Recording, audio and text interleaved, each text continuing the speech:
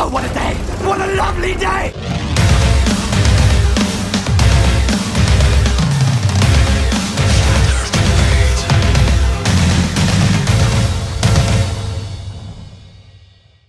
Welcome to Flat Earth Debate Uncut and After Show. I'm your host Nathan Oakley, and if you are new to this channel, or you've not done so already, how dare you, then be sure to subscribe and hit the bell notification icon to keep up to date with the Flat Earth Debate. If you'd like to join the community debate, then go to nathanoakley.com and check out the Flat Earth Debate forum, which you should definitely all join. If you'd like to support the channel, there is a super chat that runs alongside each of these shows while they are premiering. There's also a PayPal, Patreon and crypto link in the info box below the video. Speaking of Patreon, I'm going to do a quick shout out to all of you who do support me on Patreon. So a massive shout out to Abraham Mohammed, Adrian Quintana, Alistair Main, Billy Highvolt, Bern Fattel, My Stomach is as Flat as the Earth, Chow Young Cat, Dank, Dave Rakia Gafford, David Wayne Foster, Edwin Johnson, Erwin Jennisons, Felix Hung, Fireball X, Godrockin, Henrik86, Jeronism, Joshua Balsimo, Kirsten Smith, Liam Nedrick, Life is Short, Matt, Nagara, Naibai, Qatar Craig, Reinhardt, Rene, Sally Ballis, Silver Umbrella, Skeptic936, Texas Mike, The Flat Earth Sun, Moon and Zodiac Clock app, theflatearthchannel.com, Tina Baker and Tom Hawkins. So a massive shout out of appreciation to all of you for supporting me on Patreon. Now we are currently joined by a fair few people in both G+ and Discord servers, so I'm going to raise the mic on them and you can enjoy their dulcet tones while I set up for the next live show. Why is there two links to the room? Did it crash? No, Rumpus joined Rumpus us. crashed. Cut over Rumpus. How did Rumpus get in the room? I think Tony gave him the link. So I invited him. Didn't Yep. you ride Sleeping Warriors coattails? And then Rumpus decided to start non-stop rumpusing. Oh my god! So let me get this straight. Tony White knighted Rumpus. Kinda. How does that not surprise me none? Well, it seems that Anthony likes to bring around his punching bags with him. I even made a song about it. You made a song? Yeah, I started singing when I realized that Rumpus wasn't gonna stop rumpusing. 2 more Oh, these hours guys, of rumpusing. 2 more hours of rumpusing. Nobody can kick him, nobody can kick him. 2 more hours of rumpusing. Nobody can kick him, nobody can kick him. Okay, that's enough. Thank you. Yeah. These guys like Rumpus and Zanuck. They remind me of the character on Monty Python, the Holy Grail. He's guarding a bridge, and he gets cut to pieces, and he's still wanting to fight. That's merely a flesh wound. Yeah. It's the Black Knight. Meanwhile, blood's squirting out. It's a good movie.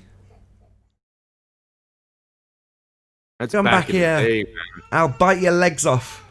man. Yeah. I haven't seen that in so long. When did that movie come out? Gotta be mid-70s, I guess. Isn't it? 68 or something. Nah, it's not that early, is it? Yeah. It's Gotta old, be man. like the 80s. Or maybe 7. No way. We've got 80s, 70s, and 60s now as a guess for Monty But Python and Monty the Holy Grail. Python's Flying Circus was one of the Flying first. That was like very early. You could see it in the camera quality. I don't know. Yeah. Monty Python's Holy It's Grail. not the 80s, man. And it's definitely, it has to be in the 70s because I remember laughing at it back then. Yeah, No. it's 70s. That's what I said. 1975. That's what I said. Okay. You're right. No, I said 70s first. Okay. Anyway, it's Morgile's like channel banner for his channel. So he's got, is it Arthur and the Knights of the Round Table, and they're looking up at Camelot, and it's got a speech bubble with one of them saying, "It's only a model." Yep. And Monty Python Flying Circus started 69. Yeah. Isn't he riding like a fake horse or something? Aren't they riding fake horses? No. They've got coconuts. Banging them together.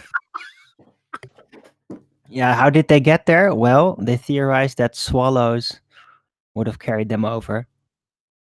Unless they were very small, and then they had to carry them together. Oh, that was in that movie as well, wasn't it? When he's explaining logic. And if she weighs the same as a duck, then she's made of wood. And therefore... a witch! God. A witch! Burn her! Burn her! And then they weigh her. They weigh her versus a duck. And she does weigh the same as a duck. And her response to that is, it's a fair cop.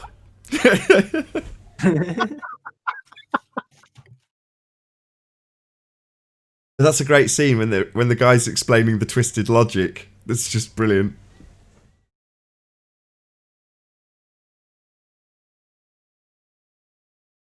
I just get pieces of it, man. It's fragmented, right? Because it's so long ago. That is so hilarious, man. You've seen the part with the social justice warrior peasant, who's actually more competent than modern day social justice. He asks him, goes, who's he? Goes, must be a king or something. How can you tell? Well, he's not covered in shit, is he?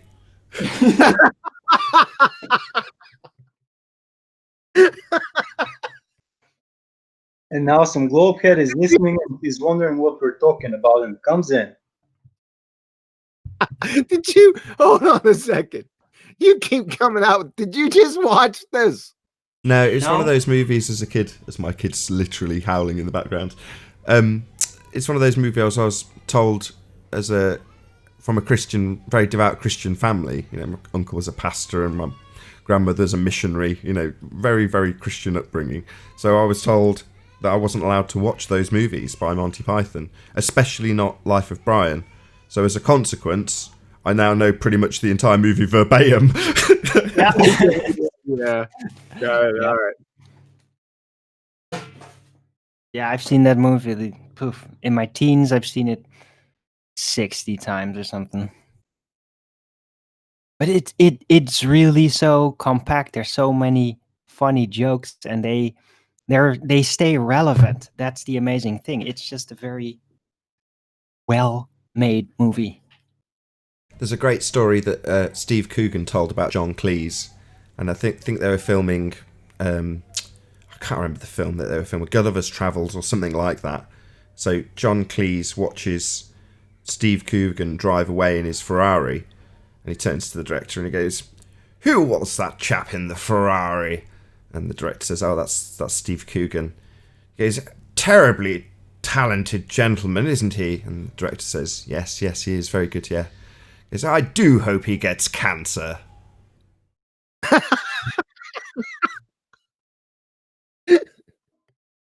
That's savage. Ouch. I think I've seen that. Oh man, the memories, man. Jeez, I wasn't ready for that this morning. Hey, John, do you know Brenda came earlier here? No, man, I woke up late. So Yeah, and she said that she could answer my questions about how much time you have in a cubic meter of space. no way. Yeah, What? and the answer was a donut. What's a what? Donut. Did you say a donut? He did, yeah, he did say that.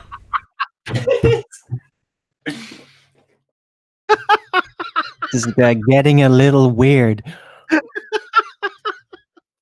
Donut. You defended this, Arwin. I'm hoping you take the mic up now. You said she was right. Yeah, but I didn't hear the question again, to be fair. Oh, okay. Didn't understand the weird context. I thought it was just a straightforward question You about heard the Einstein. donut bit though, didn't you? Let's be honest. Sorry?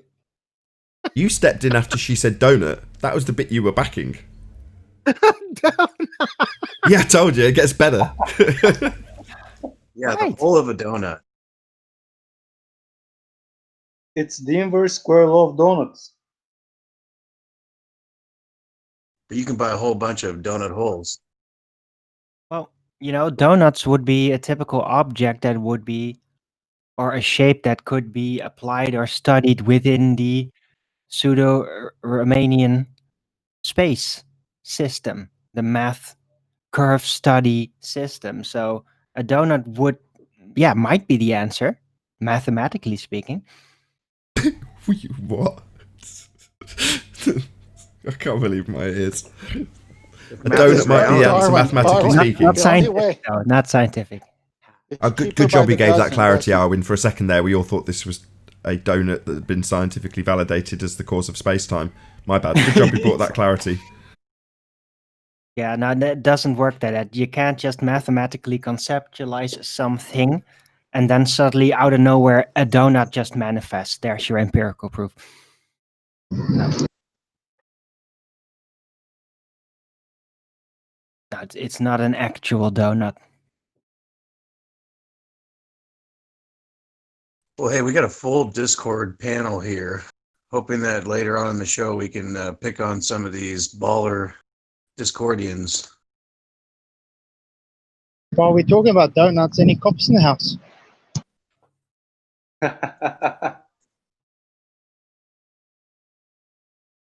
Hopes are the main enemy of We got pseudo-Riemannian. donuts, shoes, and pants. What is missing? How does a shoe contain the donuts without a barrier? That is a good question.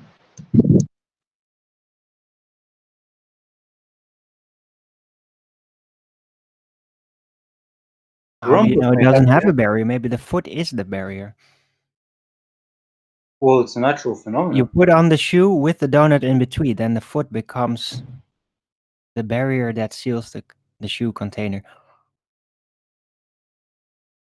Would you need some type of container to make a measurement of pressure? Yes. So that Because alone, without a container, there is no gas pressure.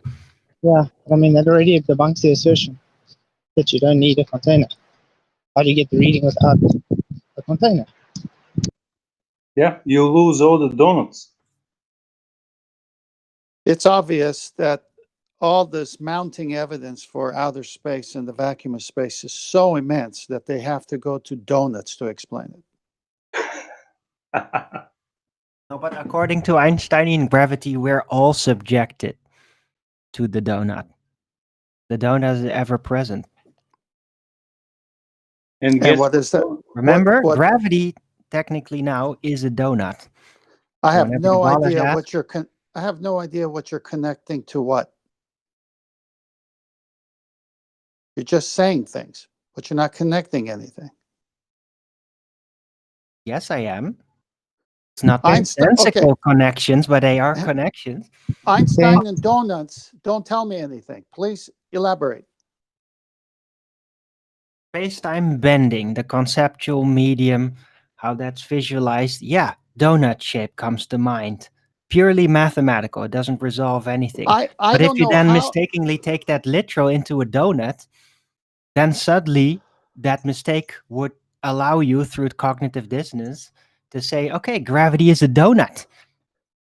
How in the world can you bend something that's not real into a shape of a donut and then describe it with a physical shape and it's not real in the beginning? How is that even possible for the imagination to say, oh, well, it looks like a donut? That Because was in my explanation. Cognitive dissonance. But we It's call Santa that Claus insanity. It is like It's a Santa donut Claus looks like a fault. zero, and gravity is nothing.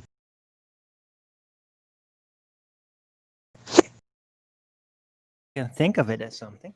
Because it's not real! You can't show it because it's not real! Because it's not real! You can't show it because it's not real! That's because it's not real. You can't show it because it's not real! Loving it. Oh, that's awesome. That settles that. Yep. Any globe heads in the Discord panel, share your pain. Share your donut. Thank you. We got the truth, airline research pilot researcher, Dougie, Roger MC, Idealator, Bobo, and Jamaica Me Crazy. And Baz Krish. Come off moot And share and your show us that donut. you're smarter than Timmy.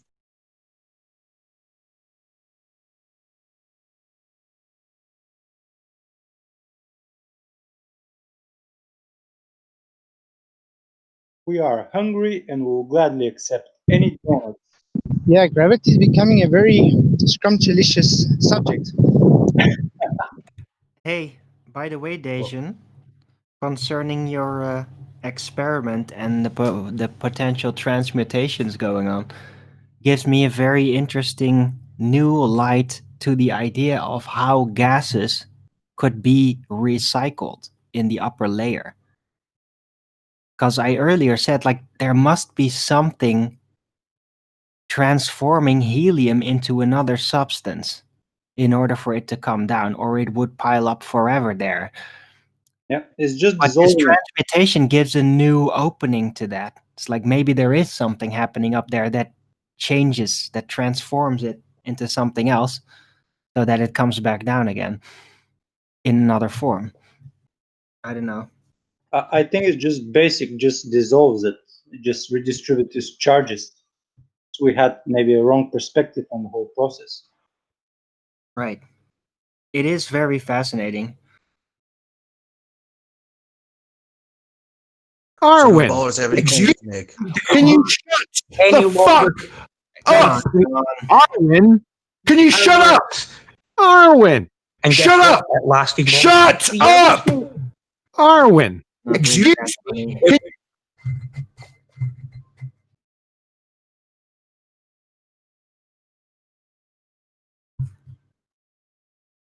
Oh Okay, my what was that? gosh, who's doing that? John is in trolling mood, I guess.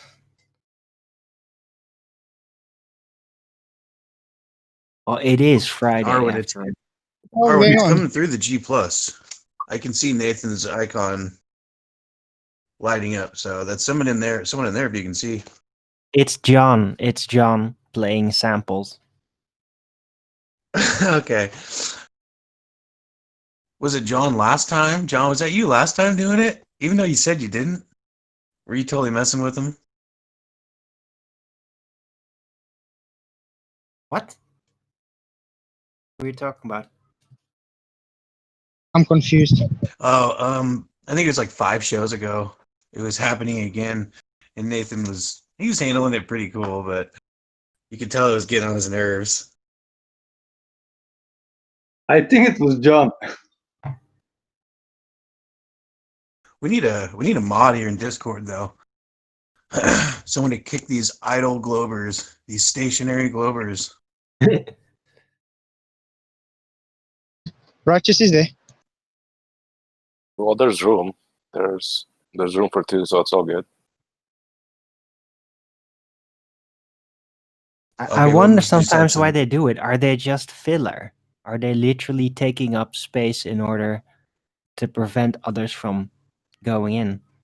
Well, you get the different. Well, that's lines. why I try to stay on it.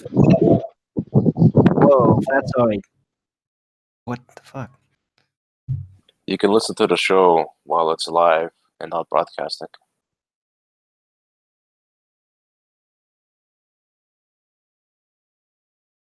Well, this But room is can't you just do exclusively that for people who on participate YouTube? in the debate, though. Is Nathan's show on YouTube right now? True. Oh, I don't know. I'm just No. talking about the live stream. This live stream channel. Now this is the How after you doing, show, Righteous? right? Yes. Well, in between show.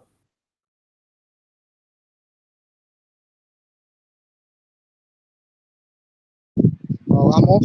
Cheers, guys. Chat later, John. All right, see you later. Later. Fatsoid. See you, Fatsoid.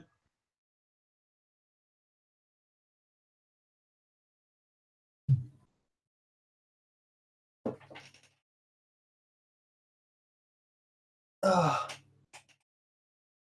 Man. Oh, by the way, something entirely different. I took a huge dose of fish oil yesterday before I went to bed. That did So, interesting stuff. You were sleeping in your. You were swimming in your sleep, or Swimming? fish oil? Just tent man's kind of joke. Right. Hey, don't bring me in on that one. If it's about fish, mine are more scaled down. Tent man, you're the man. Well, you fell for the bait. Oh my gosh, that was kind of a rough pun, by the way, the other day there, 10th man, that you Which pulled one? on Adam Meekin. That was rough, dude. Which one? Hmm?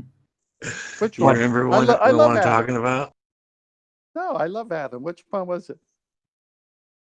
Oh gosh, you said it was about him being a pharmacist, and you made a pun Oh about yeah, oh yeah. about him being drug away. No, I said because Adam's a pharmacist. The Italian police. No wonder he got drugged away. Hey Adam, how you doing? Yeah. Afternoon, guys. Hello. Wasn't a rough Dan was pun. just making a silly joke about you. No, Oh, good. no, but no. Jimmy Do Jedi. it. I can self-deprecate. Yeah, I said, Jimmy Jedi he said, that was a rough pun you did on Adam Meek. And I go, I wouldn't do that. That was my friend. And he says, yeah, it's the one when he was being arrested by the Italian police. I go, yeah, it explains why he got drugged away, because they knew he was a pharmacist. Like, get out of here. They get worse. If your mates can't take the piss out of you after an incident like that, who can?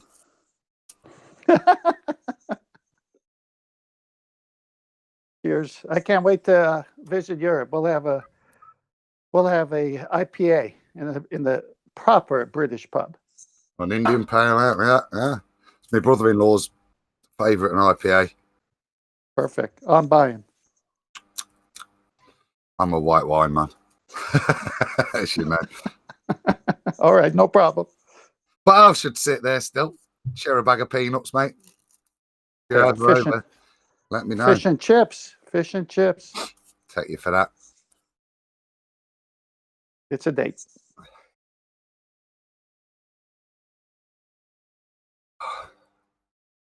Are we live or Yeah, after show. after show? We were talking about Arwen swimming in fish oil. Yeah, I almost forgot about that. Anyway, yeah, I took an unusual dose of it. And I don't know, it's weird because I've been having like a bit of a headache in the last couple of days, also from the cold, and that just really helped.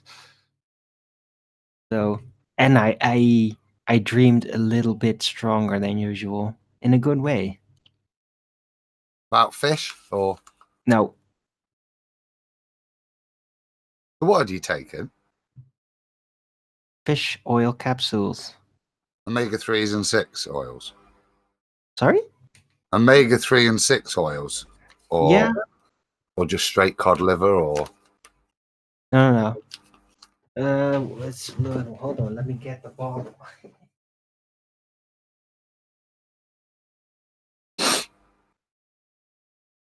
Why not just eat fish?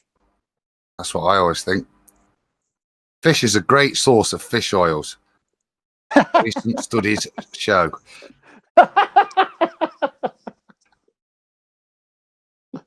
Oh, I love that one.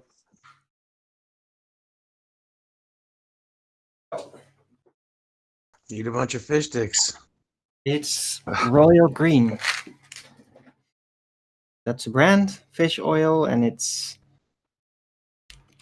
there's. I think it's a combination. What fish family does that come from? Omega-3. I think it's mostly omega-3.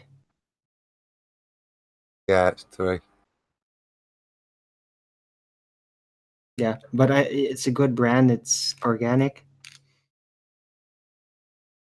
If it's Arwen, do you eat fish? No. That's organic. Yeah, but I don't like eating fish Why not?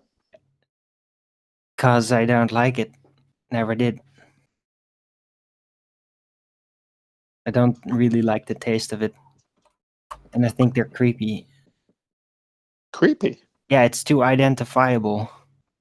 Meaning what? Meaning I just don't like eating fish, even from when I was very young. You don't have to stare at its eyes while you eat it.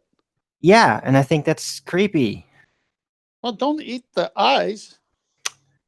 Stop it. I just said it for the hell of it. Yeah. Right. Yeah. No, but I am not against eating fish. Just don't overfish, and actually all for fish cultivation and progressing at that industrial wise or whatever.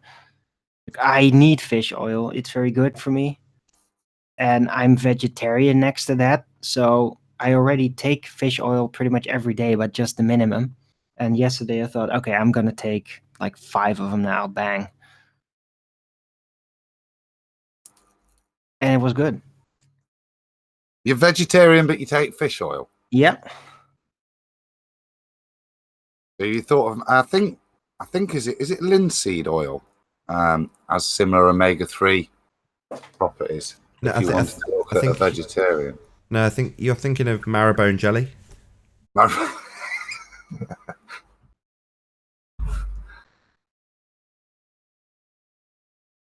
that pedigree chum.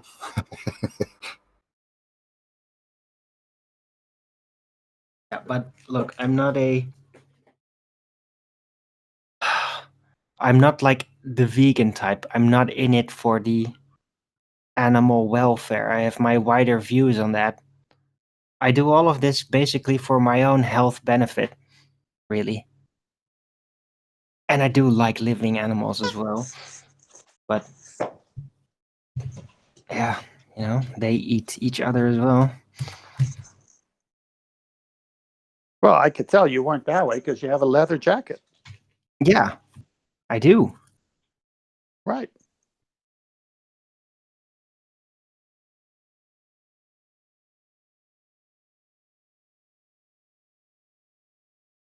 That's what I missed then. Fair enough. Oh, no, you missed a lot more. We had donut holes, 60-mile container and rumpus. Yeah. And the pilot with his nose up and down on us. I love this summary, Dan. Yeah, we had rumpus here in the panel. It was hilarious. Is that what I saw a message saying he said he was going to behave? I assume he didn't. No, rumpus will be rumpus. Yeah. Come on. That's why it's called rumpusing.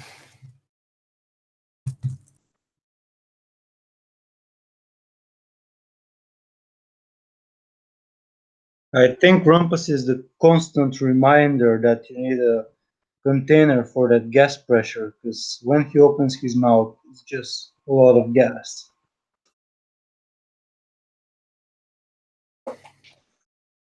Adam, he came in with the usual begging the fallacy. Nathan caught him on it and just got destroyed right there. And then he just went back to behaving like rumpus. Oh, dear. I'll check that out later on. When's this?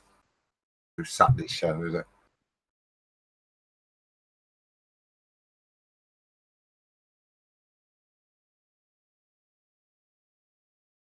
I'm sneaking off work, sort of thing. So I'll be dipping in and out as the phone rings. But I just better to come into the hangout when the show's not live.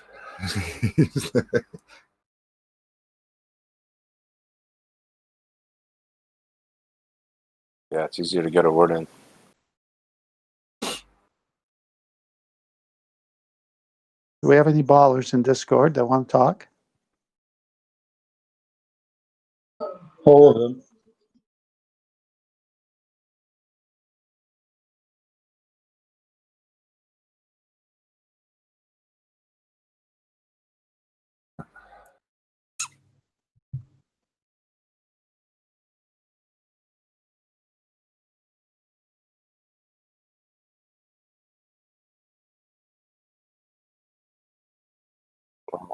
I'm taking a few more off mute.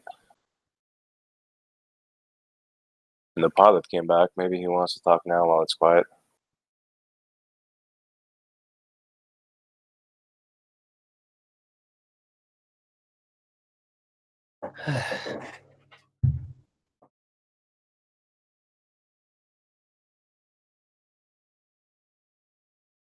This is like the eye of the storm. It's Friday evening or Friday afternoon.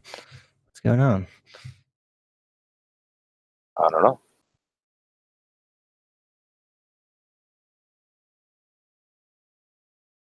They've given up. Once they heard, oh, their best response was a donut, they all just says, we can't top that. Oh, they may be right. Oh, should we ask John to get his clinky clankers out? Oh, ballers. Pull them out, John. Share your pain. Well, the airline pilot posted his dipping nose down video and live stream. She crash landed. The airline pilot thinks gravity is his autopilot. If he's an airline pilot, I'm friggin' Mahatma Gandhi. This idiot, like 8 months ago, was on the same show. I think, it might have been longer than that. I think it was the time, it was right around Christmas, about a year ago, because that's when Nathan had all his problems with his channel. And Anthony was running some shows, and that airline pilot come on, right? We smashed everything that he said. It was so stupid. He had something like True North. It was something involving True North that I was laughing at him about. I can't remember because it was so long ago. So he made a video or something, and it was so stupid. I commented on it, and he deleted it or something. I can't recall, but this guy's a friggin' clown. He's in Brender material.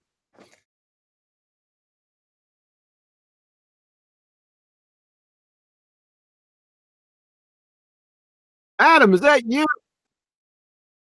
Yep. Yep. He's getting stuffed. Get stuff! I shall proceed to do so right now. I just did, man. I had eggs over medium, toast, jelly, strawberry jam, bacon, and chocolate milk, ice cold. I'll tell you what, brother, it doesn't get any better than that. I just had a Portuguese tart.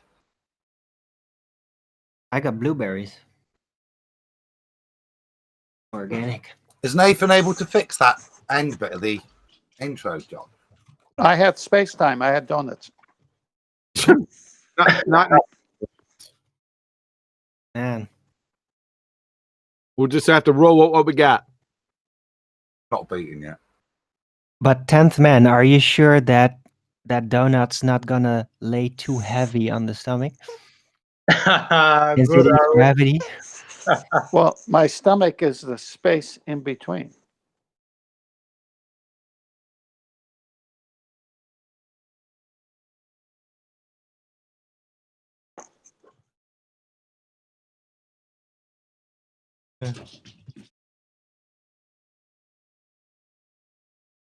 All right, I'm ready. Oh, but we they've got given Tony up. B. They've given up, Kiwi. They can't handle it today after Rumpus's 60-mile container and Brendan's. I forgot to ask what was the argument about when Rumpus came in? Sorry. 60-mile high vacuum chamber. There, he had a 60-mile high vacuum chamber. Where? Yeah, he just wanted to have this hypothetical example and then say, yeah, see, Earth does that. Oh, it was a hypothetical. Okay, so 60-mile high vacuum chamber. How wide was it? Didn't say. What color was the chamber? Didn't say. Hmm. Nathan reminded them that it was a container, but he says, no, well, never mind that. So he used the chamber as an analogy, a container, right? Yeah. So he got called on it. Too funny. Yeah, right at the beginning.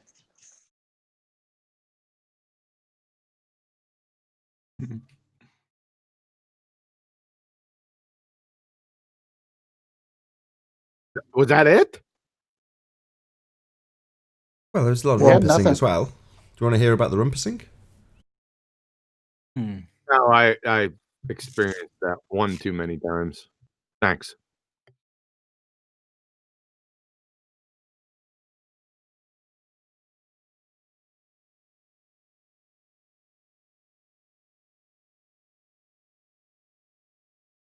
I'd like to hear more. Oh. I'm sorry. Did I step on somebody? Go ahead.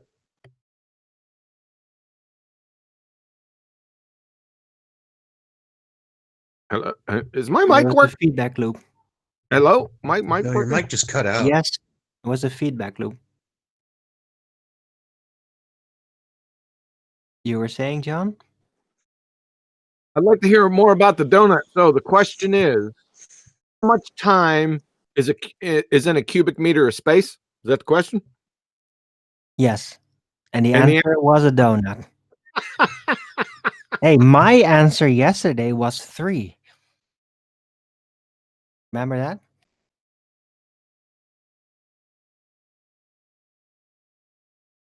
No. I'm sorry. Can somebody, straighten my path here? What the hell is that? Yeah, that's the question. Well, Brenda it had looks like the related rumpus is T sleeping. to time in a math formula. I think if you divide 5 by 0, it all makes sense. Why No. there is 3 donuts in an hour? Well, the answer to that is undefined, just like Highlander's intelligence. 0 is not a divisible factor. Not in the world of donuts. It is. Well, the atheists think that everything came from 0. Yeah, donut without flour, without a baker, without a cook. So that was on the first show, right? But that's not, I can't review that because there's some sound, but I got to hear this donut stuff, man. Yeah, I think it It's started just like some Brenda Nathan discussed nonsense. this, like about those questions, and I asked them again, I think, and then Brenda got like baited by that, so she came in, and she said that she has an answer to his question, and started arguing with Nathan, and she was saying something about time and being able to show time, and at the end she said that time is the hole inside of a donut. I can't wait. Oh my goodness. Does she know I have people do thumbnails? Does she know that? Mm-hmm. I can't wait, man. Yeah, thanks. What number was that, by the way? 2-7, I believe. 1027? Yep, 1027. Yes, sir, I believe so. All right.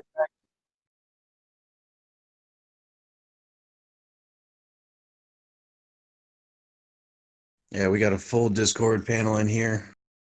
Be nice to run through some claims if anybody's got some. The last episode was 1028. Oh, pardon me, Oh, what? It was 1028 there. 1028? Hold on. 1028? Yes. Okay, thanks. Well, the last one, there's only... Yeah, so we still got to do the second episode today. So that was it. No, it's Thank you. 1027 today, and 19 minutes ago, 1029. 1028, sorry. Oh, God.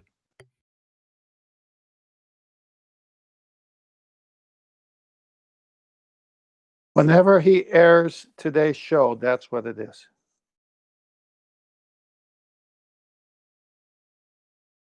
It seems like Come on, Rumpus Glover. and Chocolate Saying and Sleeping Warrior are still in the other hangout. Whoa, really? Yeah. What? Where? I've got something for Sleeping Warrior, too. You'll love it. it's a good parallel to his experiment.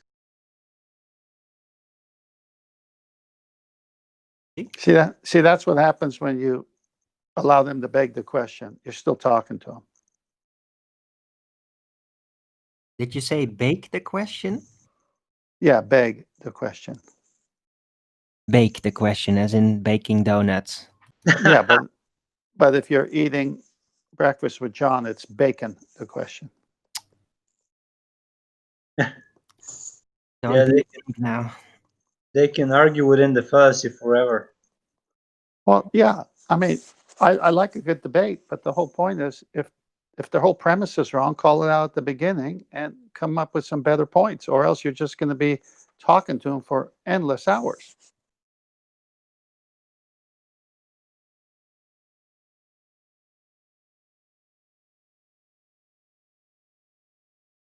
Right. Well, I guess in this stage of the debates in general, every time we are confronted with ballers that think they know a lot, that really want to do their thing on our shows, then it's always the question, okay, are we gonna let them do their thing to basically lure them into a trap of their own making, make them say silly things, or are you just gonna not tolerate that nonsense and kick them out? Well, you can do both. You could allow them to beg the question because that's how they're going to start. Then you ask them to prove what they say rather than make up something. And then that's when they go silly. And then you end it right there. It's like going to a car dealer. You have a price in hand that you want to buy the car. You've already shopped around. You know you can get the car, say, for $15,000. And you say to the car salesman, look, I found the car I want. You have an identical copy of it. I can get it for 15. Will you sell it to me for 14.5? Give me a yes or no, or I'm going to go over there. And the guy comes back for 3 hours trying to make deals.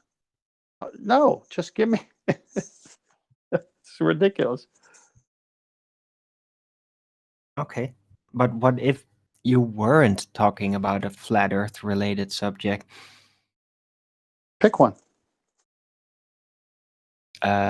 Ancient history, evolution versus creation, alternative conspiracy, psychological Evolution, programming, social engineering. There's evolution. What's that? so much.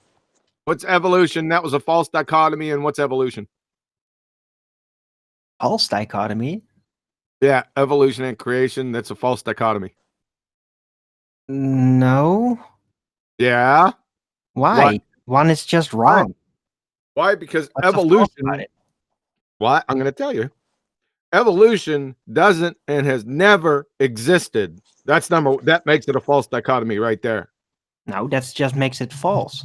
It's still No, a you dichotomy. still had two choices. You had a dichotomy. You had creation versus evolution, right? That's a false dichotomy if one doesn't exist. Well, it's still being used, so maybe it is wrong, and I totally agree to that, but that doesn't make it a false dichotomy because it's still out there. Really? So it doesn't exist, and it doesn't make two choices a false dichotomy. You need to rethink that. Do you know what a true dichotomy is, Arwin? Explain it to me.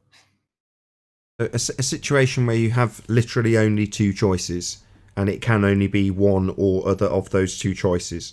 So that would be a true dichotomy. You know, you could also have a trichotomy, i.e. there's one of three choices and only one of those three choices are the outcome. So that would be a true trichotomy. But a false dichotomy is where one of the things isn't even real, so it can't be one of the options.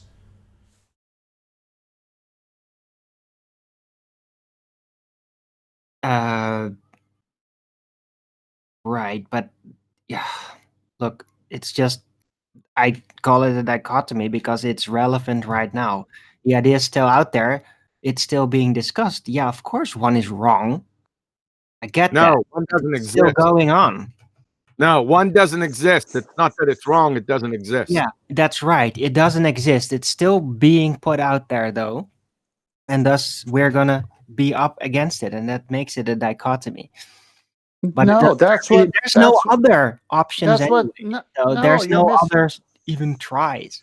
You're missing the point, Arwen. The point No. is. Okay, no. Making Great. a point. All right. Do you want me to explain, or is no your final answer? Yes. Thank you. Yes.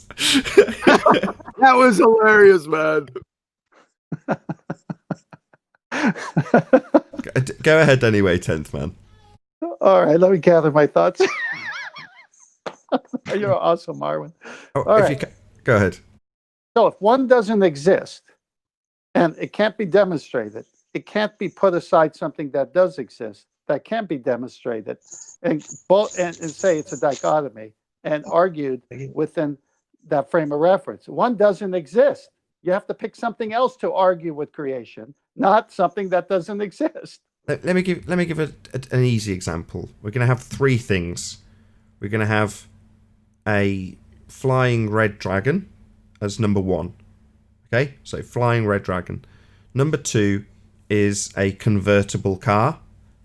And number three is a hardtop version of the car.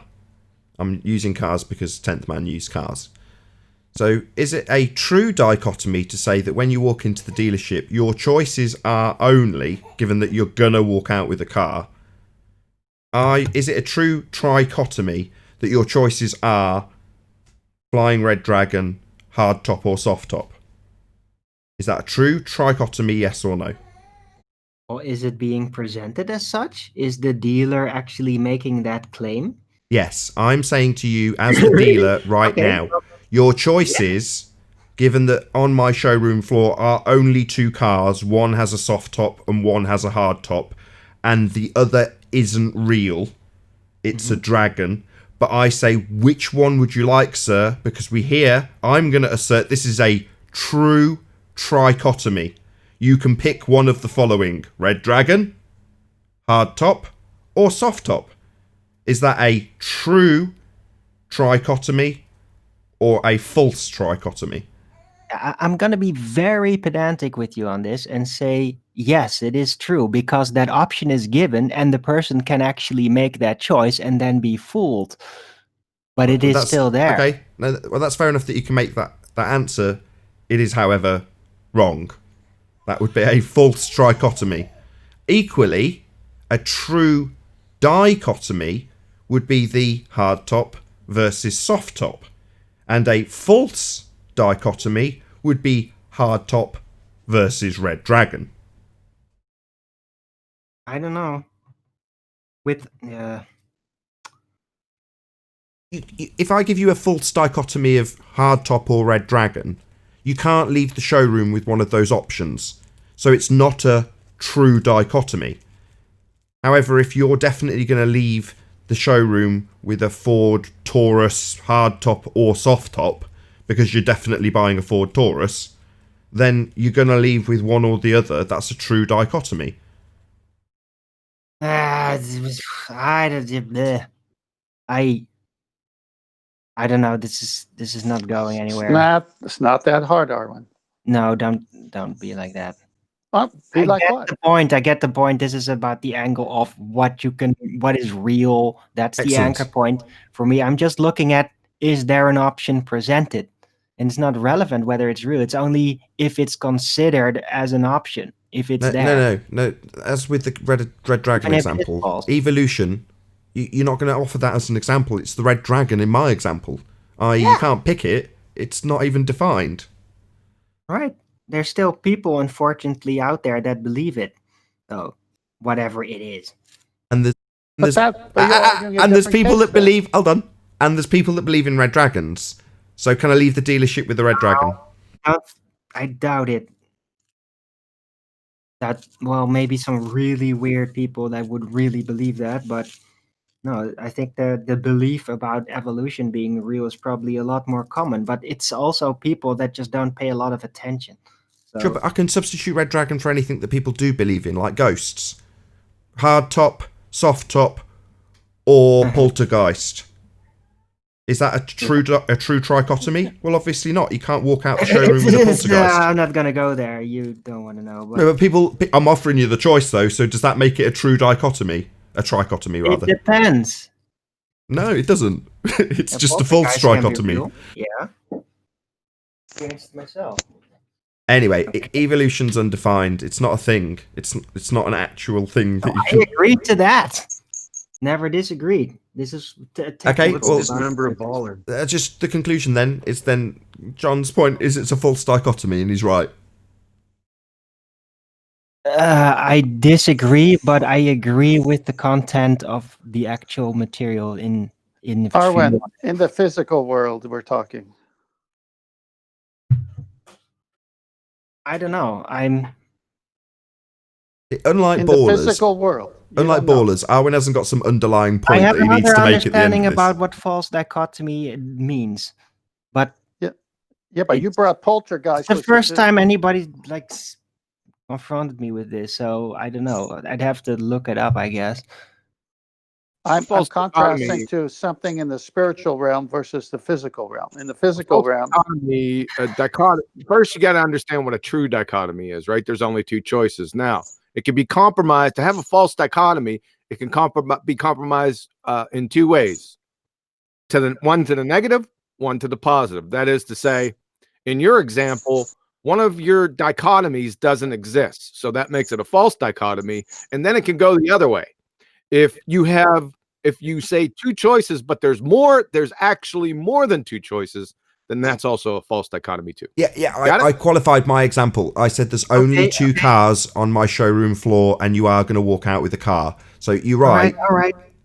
Yeah. Can I give my view on it? I just want to add to that. Yes, you can, Arwen. Just let me just add to that because I gave the example. So, yes, correct. If you were to walk into a dealer and there isn't, as in my example, only two cars and you must leave the dealer with the car, and they say, well, which you're going to pick, the hard top or the soft top, and you came in for a minivan, that's a false dichotomy because there's a third choice that's just not being detailed. But in my specific example, there's only two cars in the dealership and you're going to leave with a car and you're being offered a red dragon. Well, I get that. And technically, I don't disagree. You're not technically incorrect. As for the meaning of the word false dichotomy, how I understood it, might be wrong, might be too niche or something. How I always seen it is that it is a false dichotomy is when you get presented with two options that are both false, even though there might be a correct option out there. That is how I've always seen a false dichotomy, when you're literally getting only false choices. I don't know about the truth that. is not among the choices. That's how I've learned it. It could work either way. That just means you're being tricked. Now listen, dichotomy means two, right? So if you have three or more, or one or less, is a false dichotomy. In other words, Arwen's example works, but with the secondary example that was given by QE. So if you've got Globe Earth versus spinning space pizza, flat Earth society, that's a false dichotomy where both choices are false. Yes, So, that I would totally agree with that. However, it's not being explained that there's a third option, which is screw your models. Well, no, that's serious. That's the third option. We don't live on a model. So that Right. in your example of having two false examples being held up, so that you can pick one or other of the false examples. Yeah, that's also a false dichotomy. But in the same way, QE also explained that if there's a third choice that's just not being detailed, and you're giving only the two choices, regardless if one is real or one isn't, then it's just the false paradigm. It's the false choice that makes it a logical fallacy. Right. Okay, well, I thought that was called a false dichotomy, specifically when only options are given that are both wrong. But, yeah. Yeah, it's just a bit more expansive, that's all. Okay. But I love it. I like talking Learn about logical something every fallacies. day. It's great. False dichotomy is an important one to understand. I never thought about if both the choices were fairy tales. I never thought about that one. I guess that would be if it was couched as your only two choices. I guess that would be a false dichotomy. Yeah. Right. Yeah. And You go- I guess another emphasis on the word false, like a double emphasis, basically. Because Part of it my is a long dichotomy spiel. of falsehood. Part of my long spiel when I'm talking about them holding up two models in false dichotomy. Well, globe Earth, presupposition of an R value, and flat disk, pancake, whatever, in a vacuum, flying up at 9.8 meters per second. Well, that's two false models. And they're just getting you to pick their false model over your false model when they debunk your false model and get you to pick between the two with a dichotomy that's false.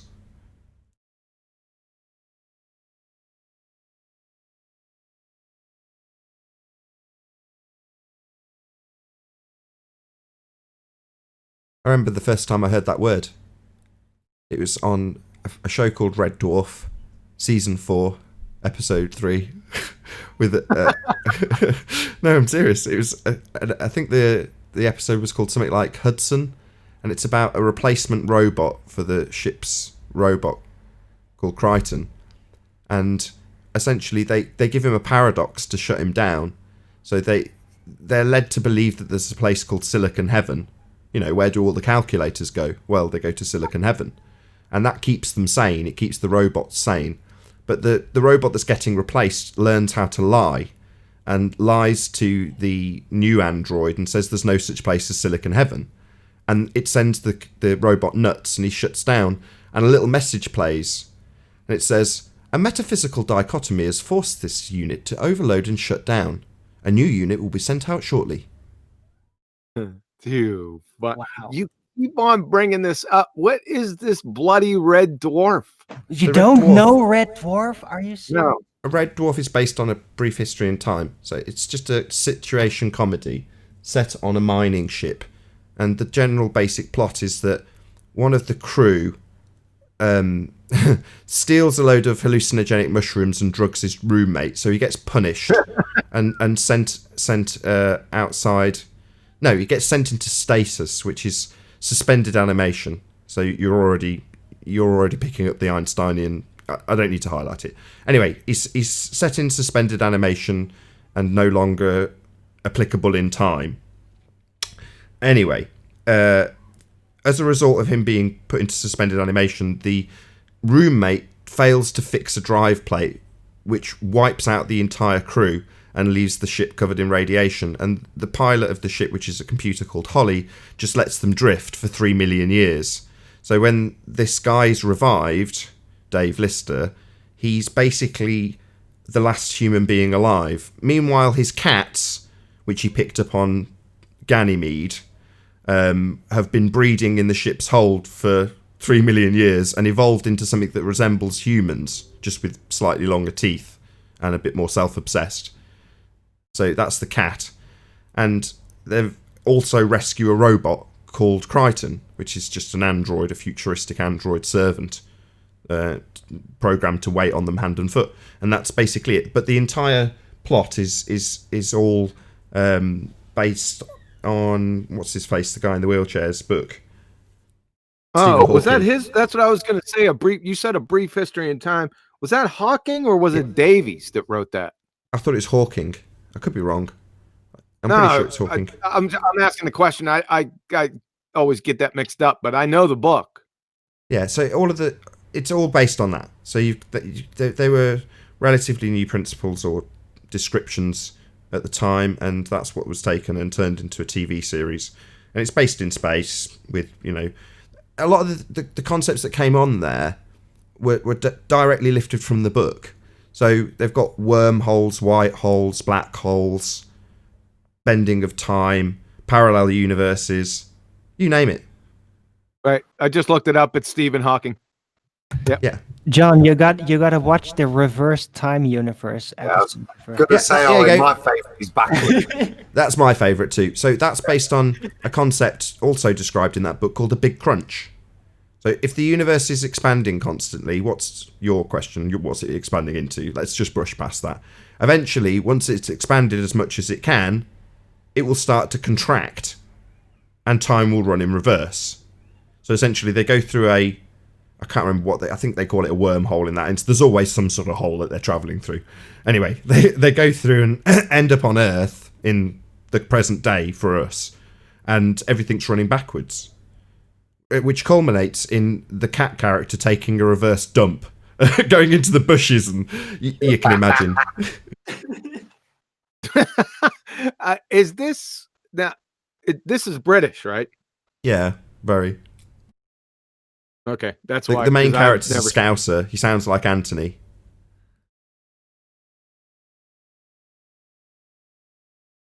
Is it syndicated? Syndicated? What do you mean, syndicated? I mean, like I The don't know. Office, where they did a rip-off version. No, I don't think so. I don't think there was ever an American spin-off with American characters. Do you have this taped? Is it on DVD? Is it something I can get a hold of? Yeah, you just need to visit what we call a car boot sale, and you'll find them on VHS cassette in many car boot sales. I don't have any VHS players, man. Hey, what's it called again? Red Dwarf. Dwarf. Oh, Red Dwarf. Okay, got it. Every time you say it, I think of Red Dawn. I mean, it's got the Holly Computer from the first couple of series is a stand-up comic, and the second main character, or main character if you like, was the main voice artist on Spitting Image. So have you ever heard of Spitting Image? It was a satire of British political whatever current affairs, but done with puppets. No. Okay, well, the vast majority of the voices for that particular show, which anybody British will be familiar with, Spitting Image, well, that was done by the Rimmer character. Most of them are his voices on Spitting Image. A lot of people don't know that. Chris Anyway. Barry. Chris Barry, yes, correct. So this was a long time ago? Was this in the 80s? John, I've put you the link in the Hangout chat there for it. Okay, thanks. It's on YouTube. Adam, on my browser in the Opera, it's showing that video is unavailable. I live for British TV. You know what Craig Charles does now? I know he did Robot Wars, but he's now a DJ. He's a DJ. He's done it in my town a few times. Yeah. Comes to DJ in my town. Craig Charles is just mad. You're like, what? He's like not there to be anything to do with Red Dwarf. He's there to be a DJ. Hey, that's a bogus video, Adam. It worked on my. Well, just type in Red Dwarf, and you'll surely get a link that's available in the US. YouTube should be full of it.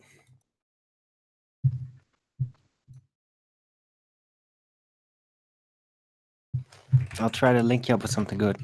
I got the top 10. I got the top 10 moments, Red Dwarf. Yeah, well, that'll So- give you an idea. Here, the don't whole be- series is on YouTube. Top 10 moments of Nathan Oakley show or better. What happens when the absence of ballers? We're talking about Red Dwarf.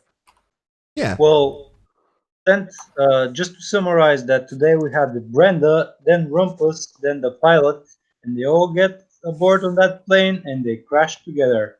They're falling like flies today. I can't wait to the New Year's show where we could play some of these top 10 statements from ballers. They had a Red Dwarf US pilot, but okay, I think I got all of them. It says it was 43 episodes. Yeah, that sounds Is that about pilot right. the guy with the nose up or down? Yeah, that sounds about right. 43. Right. Sorry about that. 10th. We'll get back to the brain dead ballers here in a second. We're trying to solve the Red Dwarf issue.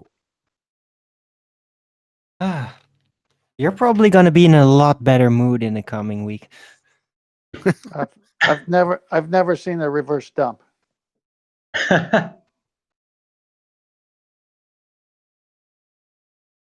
Enjoy it, John, but just remember that space is a fake medium. It can't.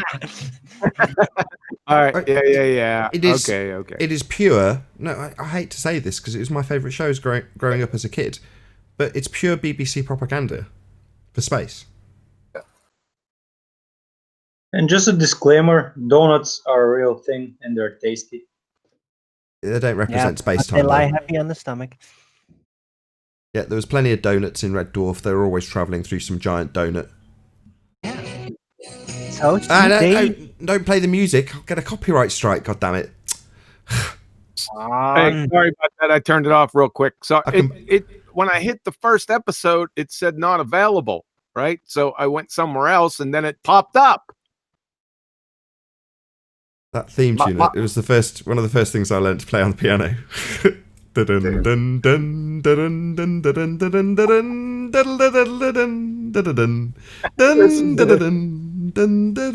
Yeah. You'll like the bit on orbital mechanics, John, when Lister plays pool with planets. That's it's totally littered with everything, isn't it, to support the supposition. Like I say, you've got the orbital mechanics bit. That is good though. Trick shot. Pots it into a black hole, doesn't he? Yeah. White hole. White. Is it a wire?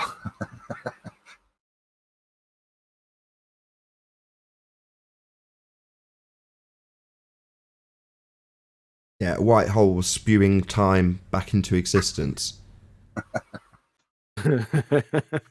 Yes, it is. White holes, they spew. Can we get possibly Chocolate and Anthony to come off with Rumpus and tell us the shenanigans they're hearing or putting up with? I'll wait for the book. Since no ballers are willing to come on the show. Do you know the words to the theme tune? Adam? Let me fly far away from you. No, wrong. Wait, goldfishes. No, wrong. Go on, man. It's cold outside. There's no kind of atmosphere. I'm all alone, more or less. So let me fly far away from here. Fun in the sun. I want to die shipwrecked and comatose, drinking fresh mango juice, goldfish shoals, nibbling at my toes. Fun in the sun. Fun in the sun. Good early training in their bullshittery, Nathan. I must have listened to those lyrics about 1,000 times minimum. No wonder they're mad. We're tearing their conceptual world down. Hey, are we live? No, we're recording though. This will go out on Sunday. This is an after show? Technically, this is debate 1028. That's what will get labelled on Sunday. Not that we've had much baller debate. We've been talking about Red Dwarf for the last 10 minutes. Well, I'm looking in. I just popped into Discord, and they're all in the live stream. Do you want them in the after show or no? Yeah, kick them to the after show if you want. Take them all off mute. Because I'm looking at people, and they're all, the ones I clicked were all on mute. 1 second. All right, let me do it correctly this time. So I'll kick them to the after show, and you won't hear it. We'll miss the Quantum Eraser song.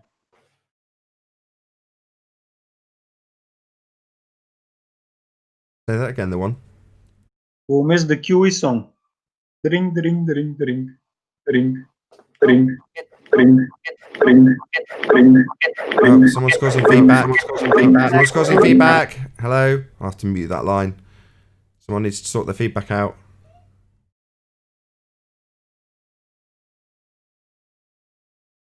Really good. Somebody beg the question. You guys want to see the new Ballbusters theme? Did you get the pick? Well, this just... Wait, I'm in the middle of a new rendering. Oh my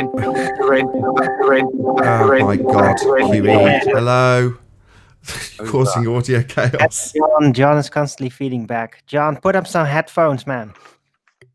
We got You guys got a good rap beat going there. QE, I don't know what you've done to your desk, but change it back because you're causing feedback every time you open your mic. I didn't think you liked rap music, John. What the hell happened? I don't know, but you've got a major problem.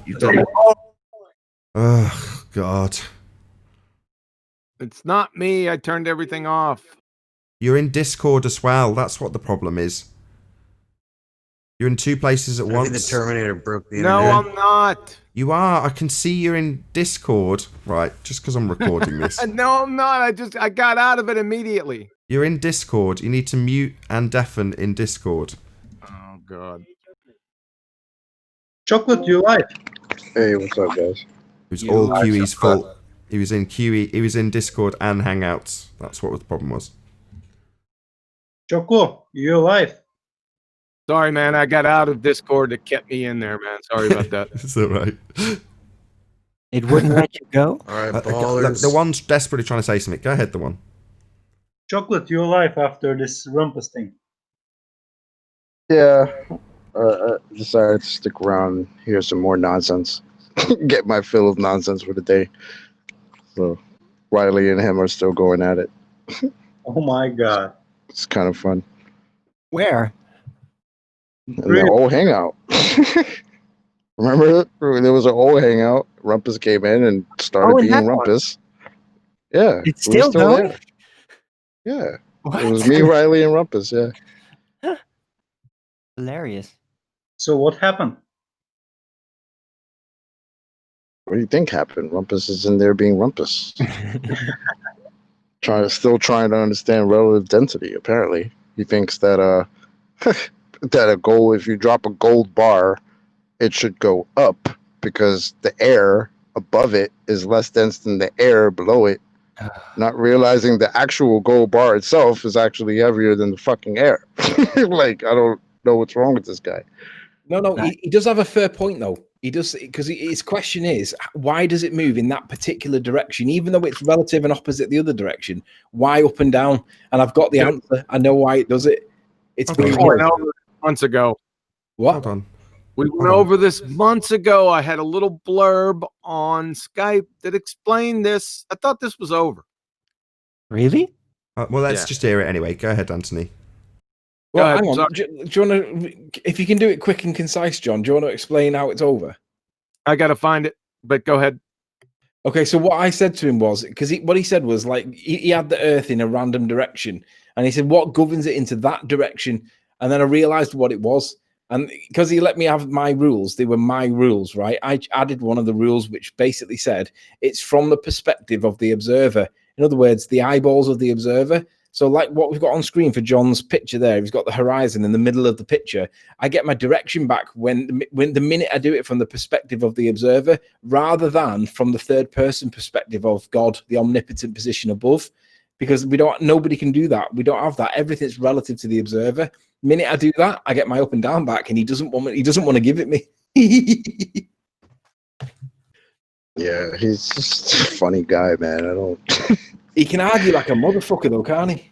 But the point of the gold bar going up, like that's the point that I don't understand. Like why? I've heard it before. I've heard ballers ask why. Like so, if somebody jumps out of a plane, and obviously the air above the plane is less dense than the air below the plane, why does the person go up?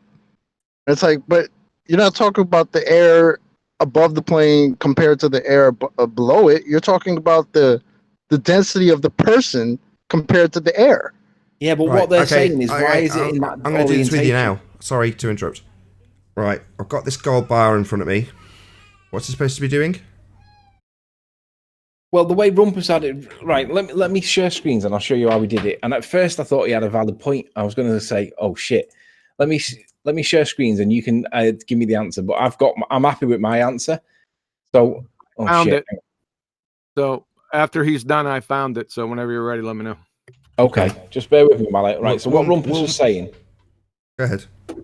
Just give me 5 seconds while I do it. Where's my fucking map? There it is. Right, so Rumpus is saying we have a mass and we have and we give it a value. So we'll just say the value was 6 density, right? And then it's in a medium, and we'll give the medium 8.5, right? Which way is the mass going to go? And I'd say, well, it's going to go, it's going to displace against the opposing value. So it's going to go in like 6. One's going to go that way and the other one's going to go that way. So 6 is going to be displacing 8.5 is more dense than it. So it's going to go in that direction. But then Rumpus goes, okay, so if I then zoom out And then he's got a picture of Earth over here. And then he goes, how does it work now? And then immediately from that reference point, it doesn't work, does it? And it looks like he's got me. So I said, no, that's not all right. I said, these are my rules. I said, let's do it my way then. I said, put your horizon line in, sky above it, and then you have land below it like that. And then basically there's my up and down relative to the observer. So from the observer's perspective, I get my direction back, right? And that is it. And he doesn't want to give it me because he just doesn't want me to have me up and down, but I've got it because you don't have a third person perspective of yourself, do you? You can't be in space looking down on Earth to give it the way he says it because we can't get high enough. So why should he be able to beg that question? So I just brought him back down to Earth and said, do it from the perspective of the observer, not from the third person perspective. He's basically talking about space Muppet vision. Hold on. Do what? You said gold bar. I've still got my gold bar in front of me. What am I doing with it? What's it supposed to be doing? Okay, so his argument was when you have your gold bar, let's do it back again. He said, where's my, for some reason, there it is.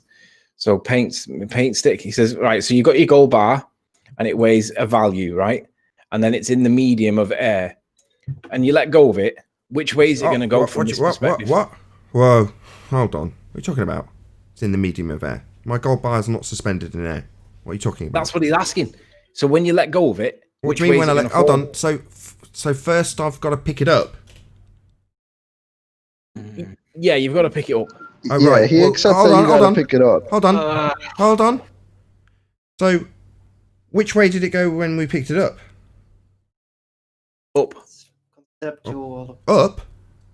Well, so therefore it's going up and then going back down to where it came from. So we don't have gold bars suspended in air that we need to attribute the downward force to unless we pick them up. Well, yeah. Yeah, but he doesn't describe it that way.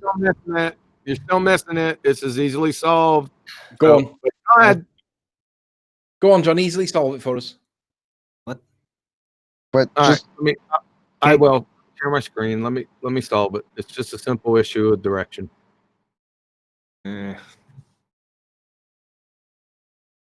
Don't sound so downtrodden. It's gonna all become clear here in a moment. All right, we ready? Yeah. All right, please don't convolute topics. First of all, let's define absolute and relative. Absolute, viewed or existing independently and not in relation to other things, not relative or comparative. So I got two definitions of relative: considering in relation or in proportion to something else, or being judged or measured in comparison with something else. So directions: east, south, or west can only be identified in relation to north. Left can only be identified in relation to right, and vice versa. Forward can only be identified in relation to backwards, and vice versa. Up can only be identified in relation to down, and vice versa. Magnetic north is the only absolute direction. Can you identify east, west, and south without magnetic north? Nope. Can you identify magnetic north without east, west, or south? Yep, it's absolute. Can you have forward or without backward? Nope. Can you have left without right? Nope. Can you have up without down, or vice versa? Nope. We'll skip the gravity part here. Here's the rub. A, is there a bias down towards Earth for objects that are more dense than the surrounding atmosphere, i.e. relative density? Yeah. Is there a bias up towards the sky for objects that are less dense than the surrounding atmosphere, relative density? Yeah. Never a violation of these two scenarios in the history of man. We good so far? Yeah. Yeah. What's the cause of the bias of the more dense or less dense objects to move towards the earth and sky, respectively? Density? So density causes more dense objects than the surrounding atmosphere to fall towards earth. Therefore, based on this last statement, density causes relative density, which in turn results in more dense objects to fall and less dense objects to rise. This statement is somewhat problematic because it means density causes relative density. It's kind of circular. Does density cause density, relative or otherwise? No. Isn't the question, here's the rub. Why is the more dense medium atmosphere next to the Earth's surface? Right? It's a paradigm. It's tantamount to asking, why does entropy always increase in nature? You get it? Yeah, but I think he'd have a lot to say against that, though. He wouldn't. There's nothing to say against this. It's iron. It's airtight. Well, I will explain it in another fashion, even. But You explain it in another fashion after it's over right here. Yeah, but I brought up these Go points. argue for 45 minutes. Thanks. What was that for 45 minutes? Go argue over this for 45 minutes when I just ironed it out right here. I know what you've done is applied the same thing I did in a different way. When I pinned it to the person, then it basically you got your up and down back. But when he wants to make it not pinned to the person, so what he was arguing was, but in my example, which way does it go? And I'm like, yeah, but that doesn't happen in real world. What you're describing is a hypothetical, conceptual description of something that doesn't exist. A conceptual medium that excludes the Earth realm as we know it. He was doing it from space, and obviously nobody can get to space. Doesn't exist. Yeah. There is no location known where relative density is not in effect. Might be there, who knows? But it's not known at this point. Nathan's being real quiet. Did you get that? Yeah. Yep. Yep. I always say it's because of the nature of the realm. So the dense simply goes down and the less dense goes up. That's how the spectrum of relative density, of the density spectrum, is divided. And that is what drives the matter, the masses, and their density to displace towards their equilibrium point if they have the maneuverability to do so. Correct. Glad I think Am I right in saying that this got discussed at length with Dr. John D, and the conclusion was that, in the same way you've just said, it's kind of silly to try and ascertain the cause of this how-why question, because you're never going to establish it in the same way you're never going to find out why your coffee always gets cold. Exactly. So, but the other conclusion was that it's a secondary effect from memory, correct? Yes. Can you explain that? I can't remember the explanation. I read through yours, Dr. John D's, and Sleeping Warrior's notes in this regard, but because I wasn't involved in the conversation, it hasn't cemented itself in my brain. So, yeah, I can't remember it too well either, but it was a secondary effect of. Oh, goodness gracious. We're talking about entropy as a force, I think it was. That was it. So somebody was trying to say, well, is this just entropy? And the answer is no, it's a secondary effect. Yeah. So to just say it is just the effect of entropy would be incorrect. But it is, however, a secondary effect of entropy.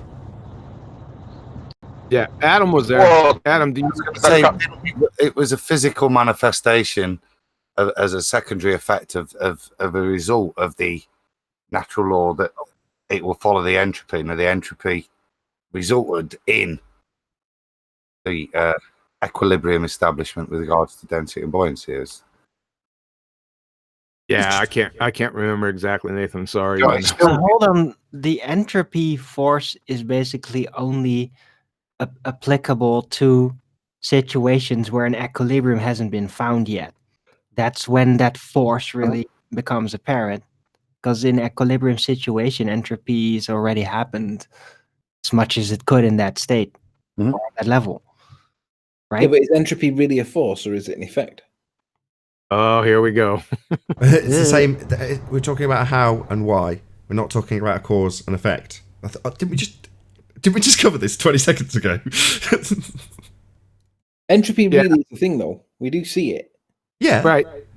You're asking, what is the cause of entropy? But that's a crazy question. If I give you a circumstance that describes or gives you a situation where entropy is occurring, why does heat always flow to cold? What's the cause of that? Yeah, right. Yeah. It's just like asking. Hold on, why I want do Sleeping we Warrior to experience answer. time? I want Sleeping Warrior to struggle to answer. Why does hot always flow to cold? Well, that was the same thing I said to what's his face? Rumpus. I said, why does it always do it in this direction? And he was arguing, well, tell me the direction in this context. And then he did it in space. And I'm like, But when you do that, then you don't have a direction, but that's a conceptual medium that doesn't even exist, as far as I'm concerned. I appreciate you're representing his stupidity when he's got everything moving towards the centre of the mass of Earth. But that's not what I'm asking. Can you establish the cause? What actually is the thing that made it happen? When I say your coffee always gets cold, providing the air around it's colder, obviously. But it does. But it doesn't always get cold. This is pretty funny. Hold on, this is pretty funny because this question was put to Rumpus in my Rumpus debate in 2016. Exactly. Hey, Tony. It doesn't always get cold. It's relative to where you place the cup. Yeah, as long as the air around it's colder, I did qualify that. Where is this Rumpus hangout? Has it been That's the thing. What if the area is all? It's never gonna. Hold on a second. Did he Rumpus me the whole time? No. He just asked his question. He's now asking it again because he thought there was a gap. That's fair enough. So you're saying, I did qualify it. I said, providing the air around it's colder, but that shouldn't really need qualifying. Obviously, I'm glad I did now. But obviously, by using the words coffee cup, there's an implication that it's a cup of coffee about to be drunk, as opposed to a vessel that's containing a liquid that happens to be coffee, surrounded by 110 degrees centigrade steam. That's not contextualized when you say coffee cup. But even though that's the case, I assumed somebody might be a smart ass, and I said, providing the air around it is colder. So I did qualify that, just in case somebody decides to be a smart ass. But there we go. Hope that clears that up. Yeah, sorry to divert away. Yeah, but you could put it on a hot plate, and the hot plate will keep it hot. Hold on. And the air around it will be cold. Oh my God! You just can't help it, can you? I start talking, and then you start talking over me, right? Can't help it. You can't do it. The reason, QE, is because now we've found something, fairly base and mundane to argue about. And it's about the level these fuckwits come in and start arguing with us. When we're talking about coffee getting cold, they've got a lot to say about it. When we ask them about how the sky could possibly be a vacuum. Yeah. That's so, back to the question put to Anthony. Why does heat flow from hot to cold? I don't know. It just does. Yeah, it's a non sequitur question. It just does is not an answer. I said why. I don't know. That I know. I'm not putting you up against the wall, Anthony. Sorry. It's not. The question is a non sequitur. How? Oh my God.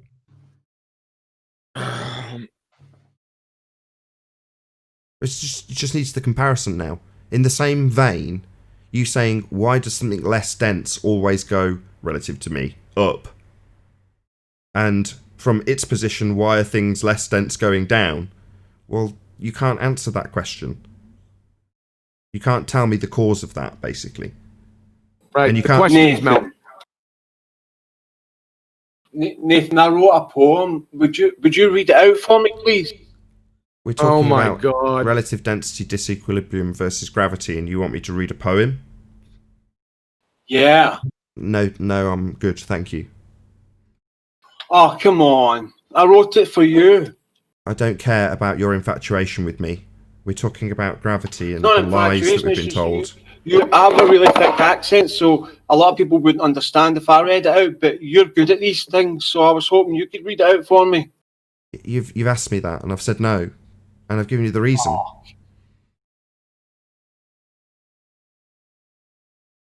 Did you want to summarise, QE? Not really. Me neither. The whole argument with I thought I just went over this, and it all boils down to the answer is more law-like, and it can't be answered, right? It just is. That's it.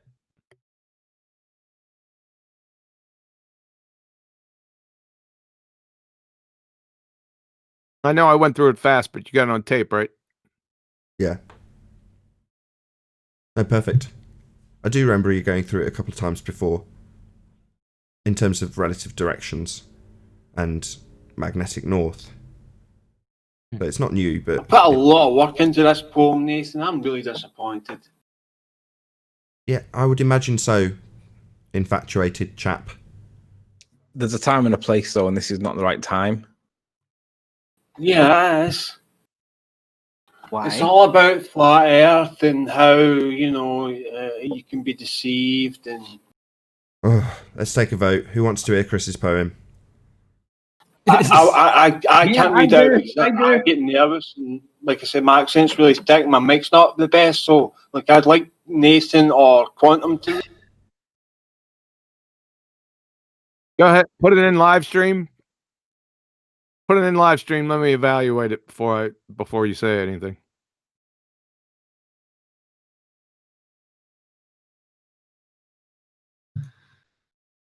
Is that fair? I'm not censoring you, but in a way, I am censoring it because we know the mental status of you globetards. All right, give me a moment. Yeah, you might cut a bit too close to the bone if you start talking about depressed fundies, so watch your step.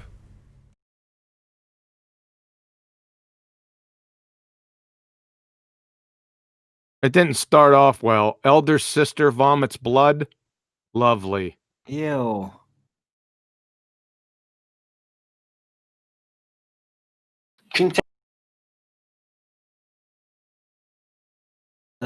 Sounds like somebody's trying to express their psychotic rage. That's about right. Continue, John. It gets better. You need to be institutionalized. I'm not reading this. Come on, read out for me, man. Get help. You got off the good stuff. It's creepy. Go away. But it's about We don't care. my It's creepy. struggle Go away. with depression and anxiety. Yeah. Can you see it, Arwen?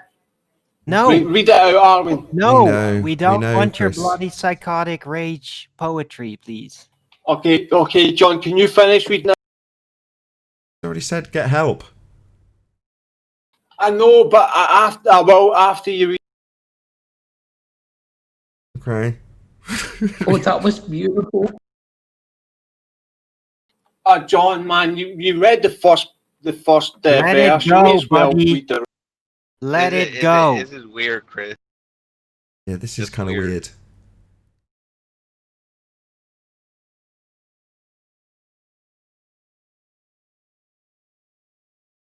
Anyway, we would like you to share your pain, though. We appreciate you think you live on a spinning ball flying through a sky vacuum, Chris. We can help you with that. Let us help you. Yeah, I just wanted my poem read out, man. I put a lot of work into it. Try not to focus on the losses. Let's get you a win. Let's get you to see reality. The sky is not a vacuum. They lied to you.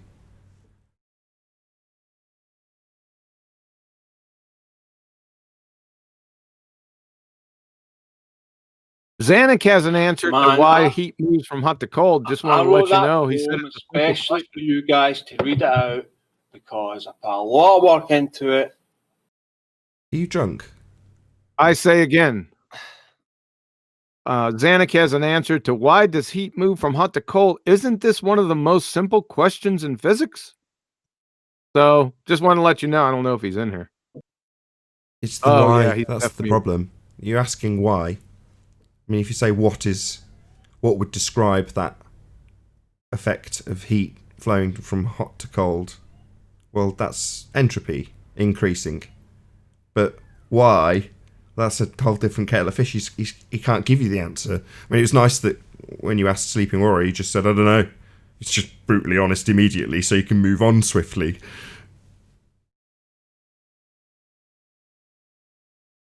Yeah, that's like asking why and how is a bread box rectangular, true or false? Right. Or why do we experience time? You know? Hold on. I think I might have an answer to that. Part of how things work. Can you ask that again, QE? Yes. Why is a bread box rectangular? True or false? The answer is 17. Donut. Wait, no, it's pie. Oh, I think Owen's right.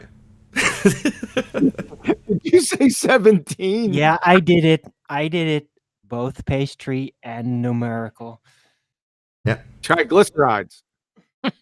Just need to pop back over to the tart area.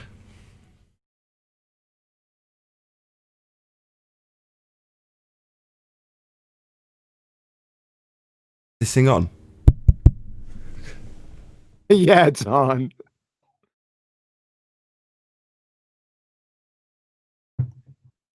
I got it.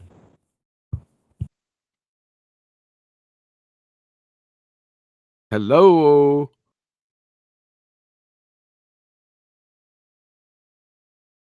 If we bring up some really basic arguments, because last time we got a whole load of people when we were talking about coffee cups, that's when people want to put their 2 penny with him, man. That's when they've got something to say. We need to make it a lot more simple. We got a donut now. I'm just thinking, rather than space, time, or Coriolis effect, which one of the housekeeping questions is like simple, but still has a deep-seated fundy belief attached to it? Radius. Axial rotation. That's Coriolis. R Radius. value. But it's so easy to disprove it because of the consequences. Doesn't mean that they can't perpetually stay confused over it on purpose, of course. Also known as Coriolis Yeah, confusion. that's what it does, though. Unless you cut it off at the knees, which we've started doing, and going, nah, sod you, you're not begging the question. Did you were here yesterday? Were you here yesterday, QE, when we did that with Zanuck? What's that? Say it again. Zanuck came in and wanted to argue Coriolis, and I just said no. Your examples start with you assuming Earth spinning, and I'm not going to let you do it, and just basically Yay, refused. that's the way to deal with Coriolis. Yeah, I thought Yeah, you'd be proud, Anthony. I just asked. I was here. Yeah, I was here. I was proud for a second, but I take a lot of pride in my begging the question fallacy. You know, after they beg the question, coming back with the actual answers to put them in a vice. So, I'm kind of torn. No, I get it. I said this to the audience about a week ago. If it wasn't for you, let's take it away from you a second, QE. Let's just use Anthony. So Anthony's begging the question of gravity and arguing within the fallacy or curve calculator, whichever. And without doing that, you don't appreciate how the magic trick works. So yeah, it's not, I've said this as well, it's not that we're never going to end up with somebody weaseling an assertion of Coriolis deviation into an argument and us having to unpick it. In other words, we have to still appreciate how to argue against Coriolis within the fallacy. Mm-hmm. But I still want the audience to appreciate that no, all arguments for spinning or curvature start with the presupposition of spinning or curvature. So once, you still need people to appreciate that the whole thing's just a complete... It's a farce to even be arguing about it because it's a begging the question fallacy always from the off. Yeah, you're right. I agree. It is. Yep. Right. Oh, and by the way, to answer your earlier question, Nathan, what is the best, most straightforward housekeeping question? I think it's gas pressure without a container. I've realized that if you just get the implications of that enough, you can literally flat smack people really badly with that just by saying that, because they will first try to argue it and then think, oh, like gravity. But if they honestly go searching for the deepening the arguments, they will find out that there is no arguments for it, even within their modeling. I think that gas pressure without a container next to a vacuum of outer space, giant size, I think that is probably the best housekeeping question universally.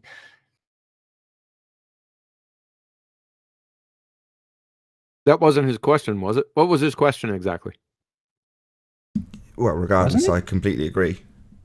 But it does remind me that now you're both here, I would like to do those 10-minute shows that are focused on a discussion about the housekeeping questions and their development, one question at a time, nice and concise. But we've still not arranged it. Right. I forgot all about it. I didn't forget about it. I just, just consciously wasn't bringing it up because I didn't have time to actually do anything about it. So you have 4 more hours? No. Well, I mean, we'll hopefully round out and figure out where now, and because it's not a live show, I'm more than happy to talk shop. When can we do it? You're in charge, man. Okay. Can I just say, guys, I need to interrupt rudely. Danny Faulkner has cited Blue Marble Science's gas pressure without a container video for demonstrating. Yeah. Honest to God. No way. Put it on. Have we got a screen? We've got to get this on screen capture. This is horrendous. Right. So you guys see my screen right now, right? Yeah. Right. Look at this fucking dick. So somebody's put on this post, right? Membrane not required for air pressure, right? Unfortunately, many flat earthers, blah, blah, blah. And he basically begs the question with the gradients, right? Danny Faulkner, thanks for saying this again, but it won't do any good because some people aren't listening. I've just literally responded a minute ago. I am listening. I'm saying that you've no evidence this is possible. And I'm scrolling down the list and I've just found this fucking idiot here. There, Danny Faulkner. So Ivan says, membrane not required. Oh, wonderful. Please cite one experiment proving you can have pressurized gas next to an atmosphere without a container. Can't wait to see it. Danny Faulkner citing gas pressure without a container. Fucking hell. Yeah, just because it's small. Hold on. Just because it's small, can you click on it just so we can actually see where that video takes you? Just because it's quite small on my pit. It's going to take us to Blue Marble Science. Scroll down, just so you can see the title and the video. There we go. Science, Unbelievable. So let me get this straight. A PhD astronomer, when asked how you can have gas pressure without a container, has cited the redneck retard hillbilly blue balls demonstration of transferring gas pressure from a sealed container to gas pressure in a leaky container. That's his citation. Yeah. Unbelievable. But for some reason, it's not playing the video. It's making me go through a 50-second... Oh, right, this is the advert before. Right, so so blue... So what he's done is he's turned on non-skippable ads only to make a bit more money out of the video. Watching it or something. Yeah, it's 50 seconds. You can't turn it off. That wasn't on the other day, was it? He's turned that on very recently. It might just be coincidence. I have all of them ticked, so occasionally you'll get an unskippable ad on my channel. I've got all of them ticked. You know, I'm a total. Yeah, but now 50 seconons. Sheesh. Right. Horrendous, isn't it? Is it done? Okay. Anyway. There we go. Nearly. 2 more seconds. Oh, another one. It's in a loop. It's in a loop. Right, can somebody check this? What's going on here? Oh, there we go. There we go. So, hold on. Let's just maybe direct your question. Everyone else be quiet. Can you just direct your question to Danny Faulkner, given that the pipe on screen is on screen? Yeah, Danny, why are you citing Blue Marble Science's video, which is entitled Gas Pressure Without a Container, when there is clearly a pipe connecting to the measuring device that gives him the pressure that he's measuring? There has been a legitimate rebuttal to this, and it's on my channel. I released it just this afternoon because I had a feeling that you might actually do this, and it's entitled Blue Marble Science does not comprehend the meanings of words. He applies malapropriism. Can I play it, Nathan? It's only a minute long. 2 minutes. Get the audio. Let's see if I can push the audio through. No, it's not. It's on mute in the video. Yeah, I know. Oh, was it playing then? It's playing. You just need to unmute it. There you go.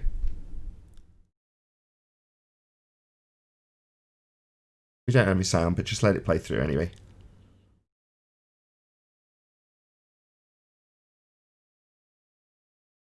We don't have any audio from it, so you're going to have to narrate it, Anthony. Oh, right. Hang on. No, don't fiddle. Just narrate it. Just tell us what's happening. All right, so I'm just showing that the pint glass is contained in the water, and by definition, it satisfies the definition of container because it's containing the water. But let's change the question slightly. Let's ask the same question, but in a different way. If I now pour out the water so that it's no longer got water in it, it's not containing any water, is it still a container if I do this? answers on a postcard. And then I just give the definition of container, an object for holding something. So in this case, it'd be water. So an object for holding water. If it's not holding water, it's not a container. But his pipe is containing the gas. By definition, it's a container. But they want it to be a pressurized container with a valve on it and a seal.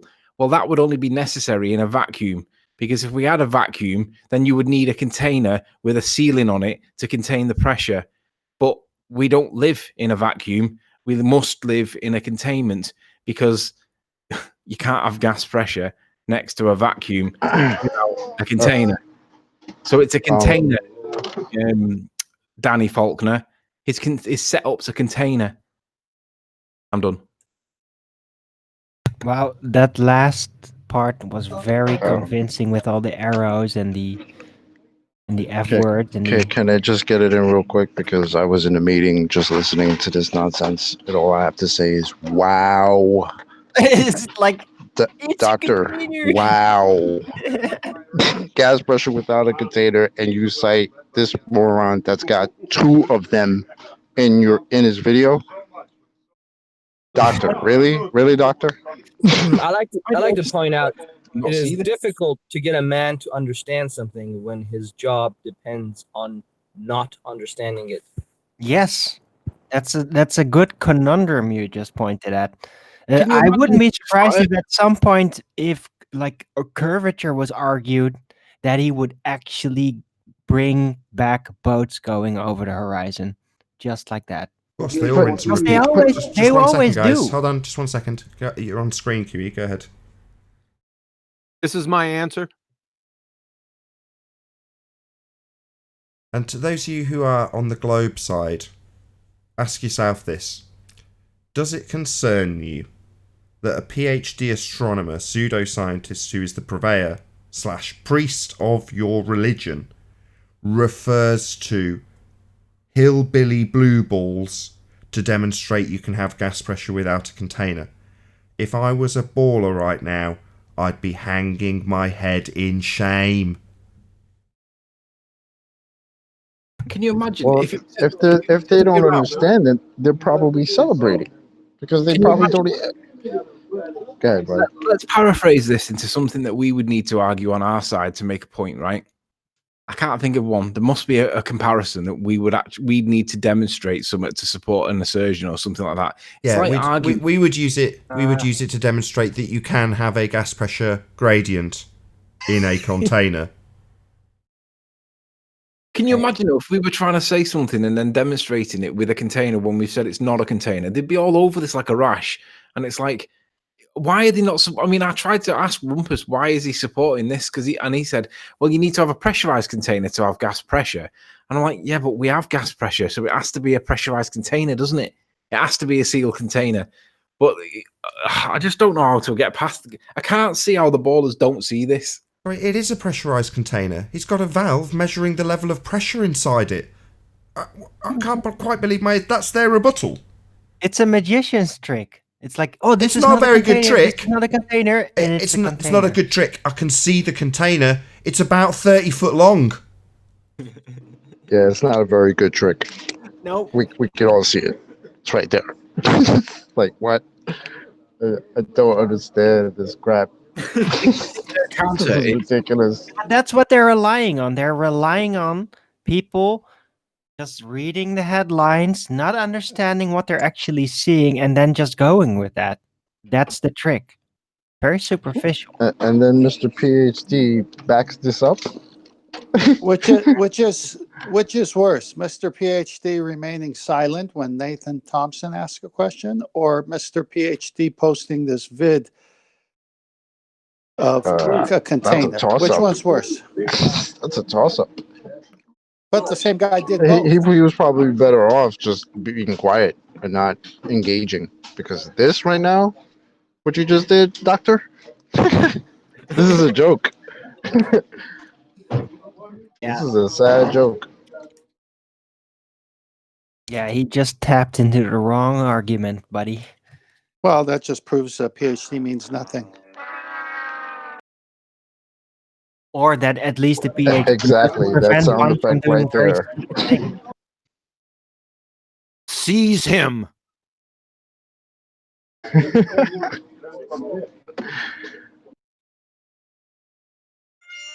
I was in a. Wah, wah, wah, wah. Oh man. Yeah, someone do a toe tag with that soundtrack after he says, "My chief witness, Hillbilly Blue Ball." I can't believe he's citing Hillbilly Blue Balls. This is great. I love it. Great. Yeah, it's great. I love it. I was 2 seconds from saying "wow" in the meeting. Like I had to be like, I gotta calm down because what? I don't know. This just tells me that he's relatively innocent as to what's been going around between flat Earth and globe Earth. No, what this is The more telling you. primitive their arguments, like boats going over the horizon, all that, if you're gonna point at this level of stuff, then you've clearly not been trained. You just don't know what's going around. So it's like What? an innocence.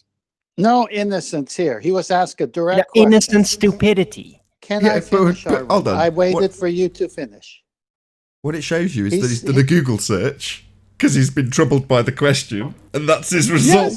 Yes. Exactly. He looked at all. He punched in gas pressure without a container real quick on YouTube. This popped up. He probably didn't even look at it to assess that whether there is no container or what. I don't know. But then he posts it. This is the thing, right? If you've got the truth on your side, then you're going to assert things that are correct because you've studied them. Whereas if you're just fighting for the bullshit narrative, and the bullshit narrative's being put to the top of the lists, then you're going to have a PhD of your religion go to one of those search results, as is clearly the case. And the result of that is he gets more exposed as a Dumbo.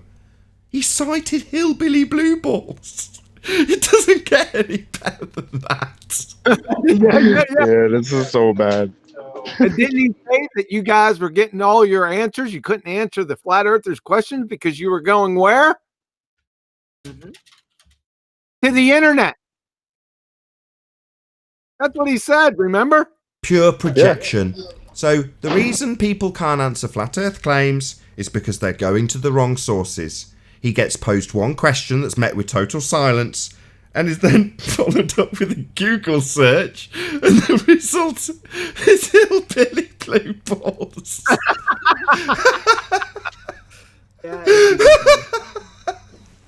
You complete moron. Toe tag it. Toe tag it. Toe tag it. It's funny how they laugh at this, but yet they don't understand the experiment. That's quite funny. Oh, my bad, guys. Sorry. He's got a good point. We forgot. There's always the standard rebuttal. You Yeah, don't come on. understand. We Yeah, forgot. come on, let's Sorry. hear it, We should Highlander. have. We should Explain have said it this. on your behalf. Really. Sorry, guys. Let's just say it on behalf of the ball. You don't understand. Yeah, we don't understand. It's Yeah. terrible. Yet we're having a great time laughing very loudly because we actually do understand the irony of the situation, something that eludes you ballers. Now let's play.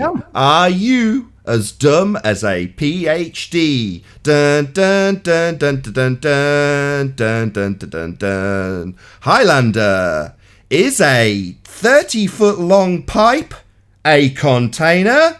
Dun dun dun dun dun dun dun. Are you as dumb as a PhD astronomer?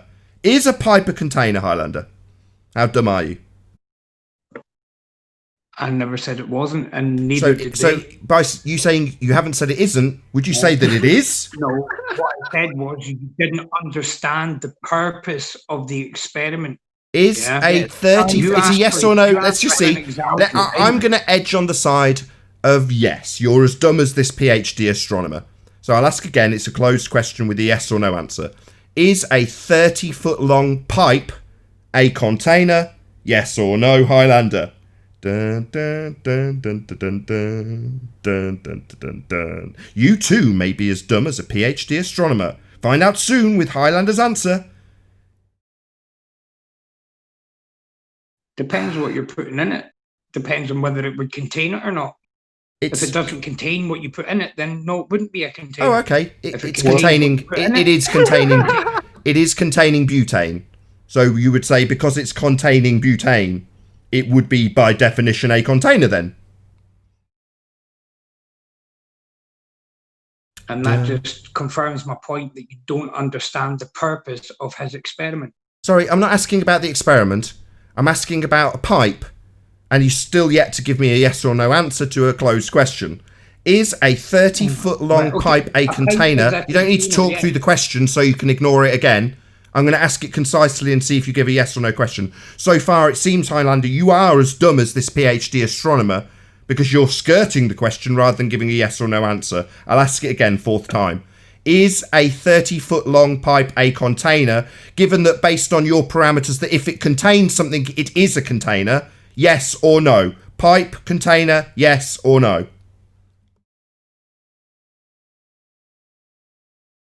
Oh, yes. Congratulations, you are not as dumb as Dr. Danny Faulkner, PhD astronomer, who thinks a 30-foot long pipe is a demonstration of gas pressure without a container. Even though, as you rightly point out, Highlander, a man on his own side, a layman by comparison, you appreciate that a 30-foot long pipe is indeed a container, but PhD astronomer Dr. Daniel Faulkner is stupid. He thinks it's a demonstration of gas pressure without a container. How stupid's he, Highlander, eh? Highlander, I'm actually very proud of you, man. Yeah, me too. Well done. Pointing out I don't think Highlander's got the memo. Example, yeah, and the fact that you don't understand the experiment and then you sit and laugh at it just makes things even worse. You've said that 2 or 3 times. We do understand that it's not an experiment. So you saying we don't understand the experiment, tell us what the independent and dependent variable was for Hillbilly Blue Ball's quote-unquote experiment. You've made that claim, now you're going to back it by telling us the parameters, independent and dependent variable for that experiment, please. All the details are in his video, which I've I'm watched sure it. you've seen several times. Okay, if that's your answer, I've watched it and he didn't express any independent and dependent variables in that video, so it's not an experiment. Your assertion was wrong. It's not an experiment. So no, not knowing the details of it as an experiment is an incorrect assertion. It's not an experiment. It is a demonstration of a pipe. It's definitely a demonstration of 2 containers, one transferring gas pressure to the other. Not a demonstration of gas pressure without a container, as asserted by the moron videographer Hillbilly Blue Balls and PhD astronomer Dr. Daniel Faulkner, both of which are very much mistaken. I really think you guys are beyond help. Okay, Highlander, I got one question. I got to ask Anthony for the correct title of Hillbilly Blue Balls' video. What was Hillbilly Blue Balls, who did the video, titled his video, Anthony? Gas pressure without a container. Oh, but it did have a container. It had a 30-foot pipe, as correctly identified as a container by Hillbilly and by Highlander. Right. So, Highlander, if the person doing the so-called experiment says gas pressure without a container, and you notice the container, and you say, we don't get it? Yeah, it seems like you don't get that he's wrong either, because the title of his video says he's got gas pressure without a container, but he's actually got a canister with gas pressure being transferred into a pipe, correctly identified by you, Highlander, as a container, unlike Dr. Daniel Faulkner, who is under the misapprehension that Hillbilly Blue Balls has demonstrated gas pressure without a container. I don't know why a doctor would be under such a misapprehension. It's beyond comprehension. This man that's been accredited with a PhD could be so stupid as to assign the title of non-container to a pipe. I mean, that seems beyond stupid. Strip him of his PhD, the man's a moron. His own side. I mean, Highlander, why would you even backpedal on this and say that we don't understand when you just conceded that, yeah, a pipe is a container? I mean, why would you do that? I understand that you have to fight for your side or whatever the fuck, but I don't get why you would be so, quick to Pipe will be a container discredit. if it contains the product that you put in it. Yeah. If it doesn't contain the product that you put in it, then it's not classed as a container, is it? Yeah, but there's butane in it. There's butane It doesn't in it. matter if it's a pipe or a fucking plastic tub. Yeah. It makes no difference if the pipe or the plastic tub or the barrel, if it doesn't contain what you put in it, then it's not a container. Oh, it did. Is it? Yeah, but did the pipe not contain the butane? It did, Highlander? Yeah, we've covered this. By his definition, it is a container, and But the he's point conceded of- that. But the he's point been of his experiment wasn't.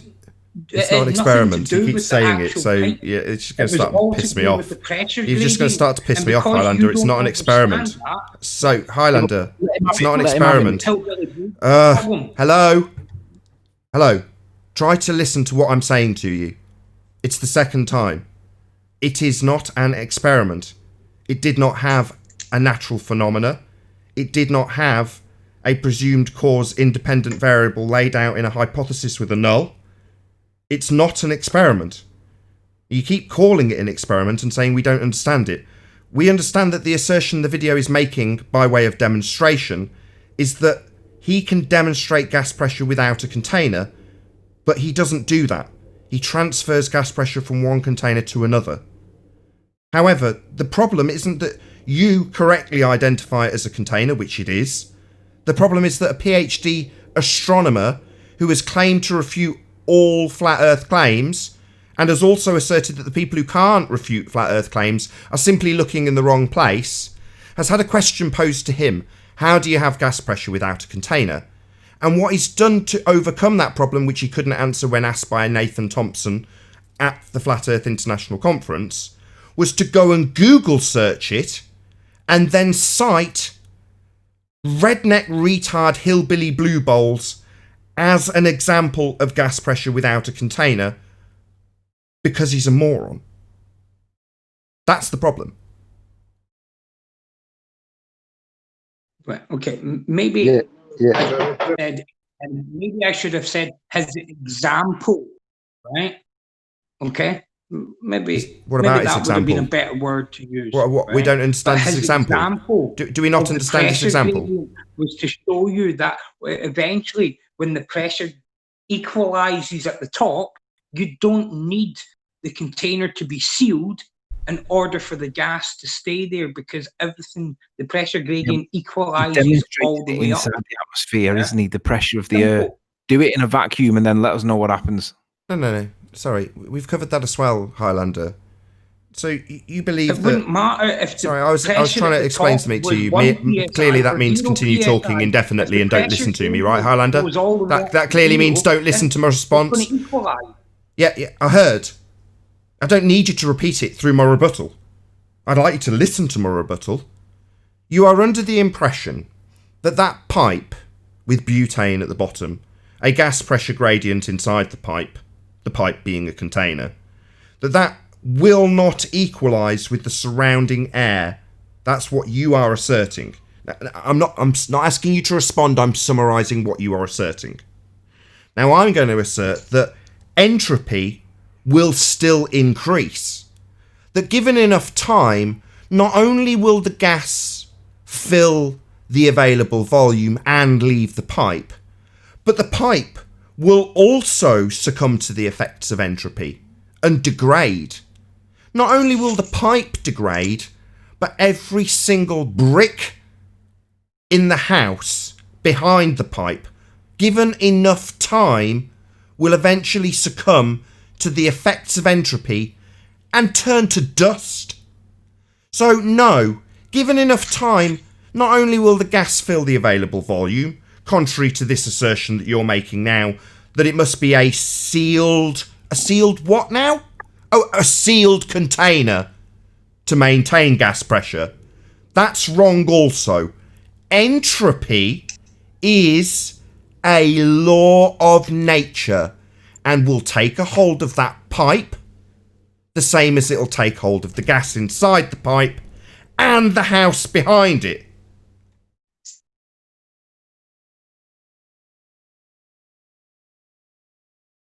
So if you can't have gas pressure next to a vacuum, how come there's air next to your head when there's nothing in your head? Well, is that just an ad hominem attack? You didn't address the entropy that would increase in every single thing in his demonstration. Not just him and his wrinkly old skin, but everything around him. The pipe, the house, the car, the pavement. You're talking through me, of course, because you've just had an ad hom. You've ad hommed me and said that there's air between my head. That's not addressing the fact that entropy will indeed disperse the butane into the surrounding environment given enough time. It's a law of nature. It's called the second law of thermodynamics. And it'll not only affect the pipe you're asserting, will indefinitely maintain that butane in the pipe. Wrong. Entropy's a law of nature. And the gas will eventually fill the available volume and leave the pipe. Given enough time, the pipe will also degrade, and so will the house, given enough time. Because entropy is directly proportional to time. The more time that elapses, the more entropy takes hold, the more it increases. So you asserting that shoving a bit of butane in the bottom of a pipe means you can have gas pressure in a, let's get it clear, unsealed container. Shout out to complete moron Dr. Daniel Dr. Daniel Faulkner, who believes that a pipe is not a container. But in this example by Highlander, it's not a sealed container. Regardless, the gas will still disperse. It's called entropy. Now, Highlander, this is your second opportunity to address my statement rather than attack the man. A logical fallacy, I might add.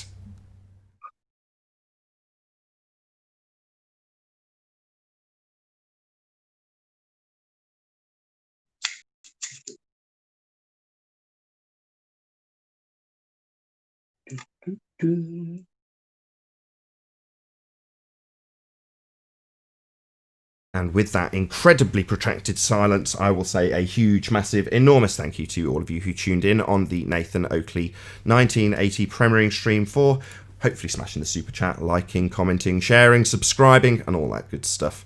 Be sure to check out nathanoakley.com and the Flat Earth Debate Forum to keep up to date with the community debate.